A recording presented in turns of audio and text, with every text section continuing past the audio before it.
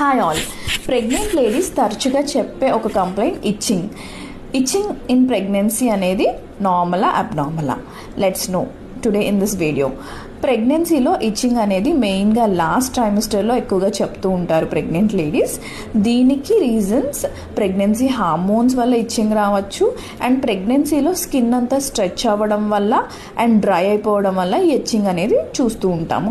So దీనికి చిన్న చిన్న ఇంట్లో రెమెడీస్ ఫాలో అయితే ఇది చాలా వరకు తగ్గుతుంది. లైక్ మీరు హైడ్రేషన్ అనేది చాలా ఇంపార్టెంట్. ప్రాపర్గా హైడ్రేషన్ మెయింటైన్ చేసుకోండి. Second thing is moisturiser. Compulsory daily morning evening or 3 times a day మాయిశ్చరైజర్ని యూస్ చేసుకోండి. లైక్ క్యాలమైన్ లోషన్ యూస్ చేయొచ్చు, లేదంటే స్నానం చేసిన వెంటనే కోకోనట్ ఆయిల్ అప్లై చేసుకోండి, లేదంటే aloe vera gel.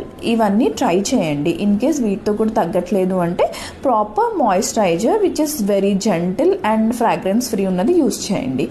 One more thing is loose cotton క్లాతింగ్నే యూస్ చేయండి. టైట్ బట్టలు వేసుకోవడం వల్ల కూడా ఈచింగ్ అనేది ఎక్కువ అవుతూ ఉంటుంది.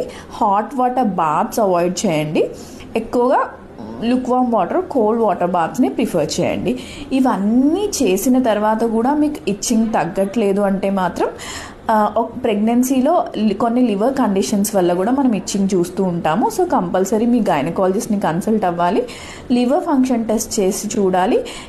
దీంట్లో లివర్ ఎంజైమ్స్ పెరగడం కానీ, బైల్ యాసిడ్స్ పెరగడం కానీ కొన్నిసార్లు చూస్తూ ఉంటాము. దీన్ని కొలెస్ట్రాల్స్ ఆఫ్ ప్రెగ్నెన్సీ అంటాము. ఈ కండిషన్ కనుక ఉంటే కంపల్సరీ ట్రీట్మెంట్ తీసుకోవాలి. So try this remedy for itching in pregnancy. Thank you.